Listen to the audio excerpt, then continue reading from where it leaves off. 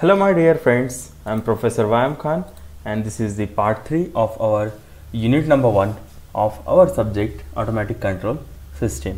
And now in today's video we will study or we will see what is a generalized control system, what is transfer function, and we will see one example of an actual example of a control system represented in a block diagram.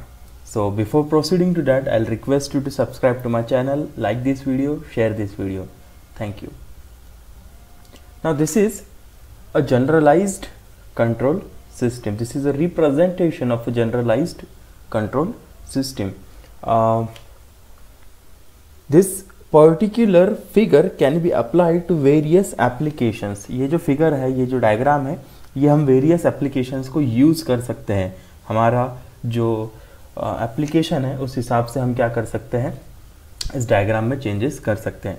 So here you can see there is reference input element. यहाँ पर हमने input element रखा है जहाँ से हमको reference output दिया जाएगा. Okay, this is particular element where the error between feedback signal and input is detected. Now you can see here it is mentioned minus here, so that means this is a negative type of feedback control system. Okay, यहाँ से इस error detector से जो signal आएगा इसको हम बोलेंगे हमारा actuating signal. This will be your actuating signal which will be given to our control elements. अब जो भी हमारे कंट्रोल करने वाले एलिमेंट्स है, जैसे कुछ मशीन का चक होगा या कुछ स्पीड कंट्रोलर होगा या कुछ हमारा दूसरा एलिमेंट हो सकता है, कोई मैकेनिकल हो सकता है, कोई न्यूमेटिक एलिमेंट हो सकता है, इस एलिमेंट को ये एक्चुएटिंग सिग्नल दिया जाएगा. Okay, now this control element will generate another signal that will be called as manipulated variable. Okay, and this will be given to our controlled system. अब ये कंट्रोल एलिमेंट जो है ये एक पर्टिकुलर सिस्टम को control करने वाला है, उसको बोला जाता है controlled system. This one is our input, this one is our detector, error detector. This is controlling unit, this is unit which is being controlled, and out of this controlled system there is output generated. यहाँ से एक output generate हो रहा है. Okay, अब यहाँ पर हम उस आउटपुट को क्या बोल रहे हैं, directly controlled variable. Now why we are saying directly controlled variable and why we are saying indirectly controlled system here, I will explain to you that in some time. But here input is there, there is control element, there is controlled system and then there is output. Now from this output we are taking a feedback. हम output से क्या ले रहे हैं, एक feedback ले रहे हैं, और ये किसकी मदद से लिया जा रहा है, ये एक हमारे फीडबैक एलिमेंट की मदद से लिया जा रहा है. अब ये फीडबैक एलिमेंट के लिए जो हमारे सिस्टम का आउटपुट है वो फीडबैक एलिमेंट के लिए है इनपुट. ओके, इसका जो भी इनपुट है ये हमारे सिस्टम का आउटपुट रहेगा. ओके, अब यहाँ से फीडबैक एलिमेंट को इनपुट आ गया, so feedback element is going to generate another signal that will be the output of feedback element, and that signal is called as feedback signal. Now this feedback signal will be given to our error detector. यहाँ पर दोनों जो input signal है, feedback signal है, इसको क्या किया जाएगा, कंपेयर किया जाएगा. कुछ अगर इसमें डेविएशंस है तो उस डेविएशंस के हिसाब से हमारे इनपुट सिग्नल को क्या किया जाएगा, चेंज किया जाएगा. Now that changed output signal, changed input signal will be your actuating signal. Okay, now why we are saying directly control, because there is feedback present here. यहाँ पर हम क्या कर रहे हैं, उसको फीडबैक की मदद से कंट्रोल कर रहे हैं. बट आफ्टरवर्ड्स ये सिग्नल जब आगे जा रहा है it is indirectly controlled system को जा रहा है, and that is your output variable. Because of this there is absence of feedback here, it is called as indirectly controlled system. इसको इनडायरेक्टली कंट्रोल क्यों बोल रहे हैं हम, क्योंकि यहाँ पर फीडबैक प्रेजेंट नहीं है. फीडबैक हम इसके पहले ही ले रहे हैं, इसके लिए यहाँ पर डायरेक्टली कंट्रोल वेरिएबल बोल रहे हैं और इसको इनडायरेक्टली कंट्रोल्ड वेरिएबल बोल रहे हैं. Because of this feedback we can directly manipulate, we can directly make changes to this signal, but since here there is no feedback available, here we cannot make any changes after the feedback element. Okay, so that's why this is indirect control system. This is your output variable. This is a generalized control system. Now let us take an example how a numerical control system is represented with the help of a block diagram. अब यहाँ पर हम क्या कर रहे हैं, एक numerical control system जो हम एनसी मशीन्स बोलते हैं ना, उसका एक ब्लॉक डायग्राम हम देख रहे हैं. तो ये एनसी मशीन्स में कुछ एलिमेंट्स रहते हैं, जैसे कि एक मैग्नेटिक डिस्क रहता है जिसकी मदद से जो भी प्रोग्राम है वो रीड किया जाता है. Okay, now this magnetic disk is having some you can say program punched on it, then that particular program is read by some reader. उसको रीडर क्या करता है, रीड करता है, उस हिसाब से एक FM पल्स वो जनरेट करता है, और ये FM पल्स हमारे कंट्रोलर को दी जाती है.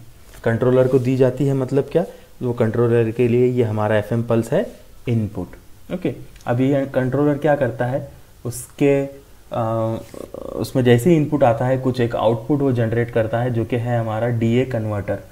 डीए कन्वर्टर को वो दिए जाता है. डीए बोले तो direct you are AC to DC जैसा रहता है, वैसे डीसी टू एसी जो कन्वर्टर है, इसको वो कंट्रोलर क्या करता है, उसका आउटपुट देता है.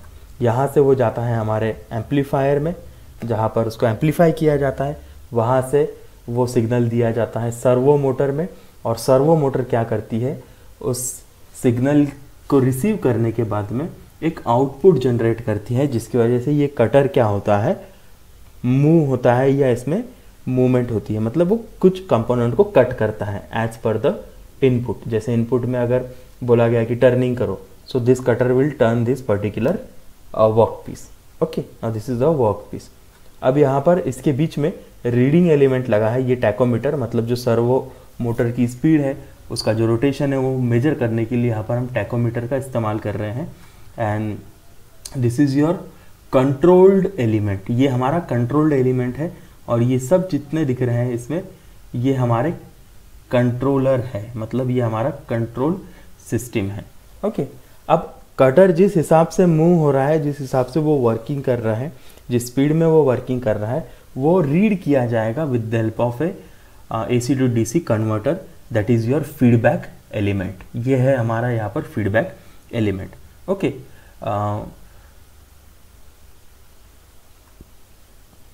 अब ये फीडबैक एलिमेंट से हम क्या करेंगे, हमारा फीडबैक सिग्नल जनरेट करेंगे, because there is input signal to this feedback element, then there will be output signal from this feedback element, and that output signal, that is your feedback signal, will be given to the controller, so as to make necessary changes or corrections in the control system. So this is a representation of numerical control system. Now we'll move towards transfer function, and which is very important. Now what is meaning of a transfer function? Transfer function क्या होता है, हमने last video में देखा, हमने gain की बात की. गेन हमने कल एक डायग्राम देखा था जिसमें पॉजिटिव फीडबैक, नेगेटिव फीडबैक था, और उसके अंदर गेन का मेंशन किया गया था. तो ये गेन क्या है, it is relation between your output, between your input and output, और सिंपली अगर आप उसको बोलो, so it is a ratio of your output and input. Okay, now the transfer function is similar to that, but only difference is that ये जो ratio हम gain में बोल रहे हैं आउटपुट और इनपुट का, यही रेशो हम लैपलास के फॉर्म में लेते हैं. किस चीज़ के फॉर्म में लेते हैं, लैपलास के. जो भी हमारे आउटपुट रहेंगे उसको हम लैपलास के फॉर्म में कन्वर्ट करेंगे, जो भी हमारा इनपुट रहेगा उसको हम लैपलास के फॉर्म में कन्वर्ट करेंगे, सो दैट जो रेशो है वो हम कैलकुलेट कर सके, और इसी रेशो को बोला जाता है transfer function. So the definition of a transfer function is, the transfer function of a control system is defined as the ratio of Laplace transform of output variable to the Laplace transform of the input variable, assuming all initial conditions to be 0. यह है हमारा transfer function का formula. This is g of s, you can say this is gain of s, G of S is equals to your C of S divided by R of S, या CS by RS. Okay, now this is your output signal and this is your reference signal, or you can say input signal. Now this is in the form of Laplace. ये Laplace के form में, इसके लिए यहाँ पर हम S use कर रहे हैं, यहाँ पर हम क्या यूज़ कर रहे हैं, S यूज़ कर रहे हैं. Okay okay. अगर ये प्लेन फॉर्मूला रहता था, मतलब गेन का अगर ये फॉर्मूला रहता था, तो ये रहता था G of T equals to C of T divided by R of T.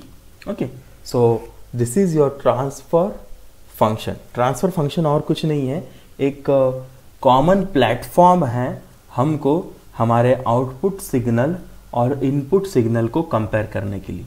अब मैं जब बोल रहा हूँ कॉमन प्लेटफॉर्म है, देखो कई बार हो सकता है कि जो हमारा इनपुट सिग्नल है वो किसी और फॉर्म में हो, जैसे कि एक आधे इलेक्ट्रिकल फॉर्म में वो रह सकता है. ओके, और हमारा आउटपुट जो है वो मे भी मैकेनिकल फॉर्म में रह सकता है. अब ऐसा कब होता है, जब हम किसी मोटर के मदद से किसी पर्टिकुलर एलिमेंट को कंट्रोल करते हैं. जैसे थोड़ी देर पहले हमने देखा, this particular thing is your servo motor. तो ये सर्वो मोटर किस पे चलती है, इलेक्ट्रिसिटी पे चलता है, बट ये किसको कंट्रोल कर रहा है, कटर को कंट्रोल कर रहा है. कटर कौन से फॉर्म में आउटपुट दे रहा है, in the form of a mechanical. ये मैकेनिकल फॉर्म में दे रहा है, मतलब हमारा इनपुट इलेक्ट्रिकल है और आउटपुट जो है वो कैसा है, मैकेनिकल है. सो ऐसे कंडीशन में हम सिग्नल्स को कंपेयर कैसे करेंगे, आउटपुट सिग्नल को इनपुट के साथ में कैसा कंपेयर करेंगे, तो इसको हम क्या करते हैं, कॉमन प्लेटफॉर्म पे लाते हैं. ये प्लेटफॉर्म है हमारा transfer function.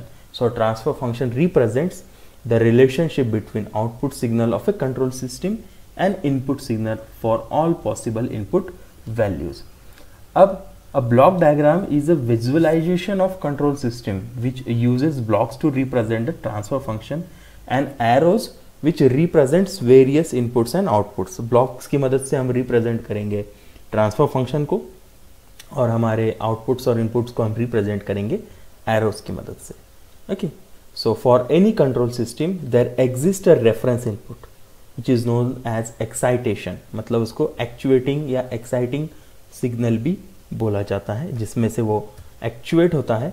And there exist some controlled output जिसको हम रिस्पॉन्स भी बोलते हैं. इसीलिए इसका जो आउटपुट है इसको हम C of S लिखते हैं. That is your controlled signal and this is your reference signal. Okay, now thus the cause and effect relationship between the output and input is related to each other through a transfer function.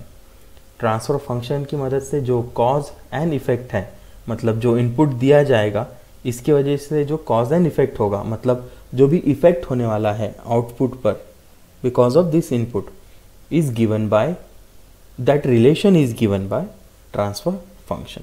So your input will affect the output in some way and that particular thing is to be compared with the help of transfer function. Okay, so transfer function is given by G of S is equals to C of S that divided by R of S. अगर आप G of S और R of S को multiply कर दे, so you will get the value of your controlled signal. So C of S की value आपको यहाँ पर मिल जाएगी. Okay, C of S का वैल्यू आप इन दोनों को अगर मल्टीप्लाई करोगे तो मिल जाएगा. सो इस तरीके से हम क्या कर रहे हैं, अगर हमको C of S find out करना है, आउटपुट फाइंड आउट करना है, तो गेन G of S और R of S का इस्तेमाल कर रहे हैं, ट्रांसफर फंक्शन का इस्तेमाल कर रहे हैं. ओके, नाउ ये ट्रांसफर फंक्शन वर्क कैसा होता है, या फिर इसको इसकी प्रोसीजर क्या है. So the procedure for determining the transfer function of a control system are as follows. Number 1, सबसे पहली चीज़ जो आपको करना है, we form the equations for the system. हम सिस्टम को एक ब्लॉक डायग्राम में पहले तो कन्वर्ट करते हैं, उसके बाद में इसके इक्वेशन बना लेते हैं. जो भी इनपुट रहेगा, जो भी आउटपुट आने वाला है, उसके इक्वेशंस बनाएंगे. ओके, ये इक्वेशंस बनाने के बाद में, इक्वेशंस मतलब हाँ मैथमेटिकल इक्वेशंस रहेंगे. ओके, सो जो भी मैथमेटिकल इक्वेशंस रहेंगे इसका हम क्या करते हैं, लैप्लास ट्रांसफॉर्म निकालते हैं. Now we take Laplace transform of the system equations assuming initial conditions as 0. Initial condition 0 है ऐसा एज्यूम करके हम क्या करते हैं, उस इक्वेशन का लैप्लास ट्रांसफॉर्म निकालते हैं. Then we specify system output and input. अब हमने इनिशियल कंडीशन में जो वैल्यू डालना है इन इक्वेशंस में वो 0 रहेगी। ओके, इसकी मदद से हम सिर्फ लैप्लास ट्रांसफॉर्म पहले बना लेंगे और 0 कंडीशंस पे बनाएंगे। बट इसके बाद हमको क्या करना है कि जो भी इनपुट है वो डालना है और जो भी आउटपुट एक्सपेक्टेड है वो डालना है। ओके, सो लास्ट, उसके बाद में हम क्या करते हैं, lastly we take the ratio of Laplace transform of the output and the Laplace transform of the input which is the required transfer function। बाद में हम क्या करते हैं, इनके रेशियो ले लेते हैं। ओके, सो जो भी सिस्टम रहेगी, कंट्रोल सिस्टम, इसको ब्लॉक में बनाओ, ब्लॉक के बाद में इसका इक्वेशन बनाओ, इक्वेशंस का आउटपुट और इनपुट डिफाइन करो, और डिफाइन करने के बाद में जो लैप्लास मिला है आपको आउटपुट का और जो लैप्लास मिला है इनपुट का, इसका सिंपली क्या करो, रेशियो ले लो, वो रेशियो रहेगा आपका transfer function. Okay, it is not necessary that output of a control system are of same category. जैसे मैंने थोड़ी देर पहले आपको बताया, ज़रूरी नहीं है कि जो आपका इनपुट है सिस्टम का, कंट्रोल सिस्टम का, और जो भी आउटपुट है वो दोनों सिमिलर फॉर्म में होंगे। जैसे कि इलेक्ट्रिक मोटर जो है उसका इनपुट रहता है electrical signal, okay, whereas the output is mechanical signal. जैसे कि अगर एक आधी मोटर है, उसको आप चलाते कैसे हो, इलेक्ट्रिसिटी से।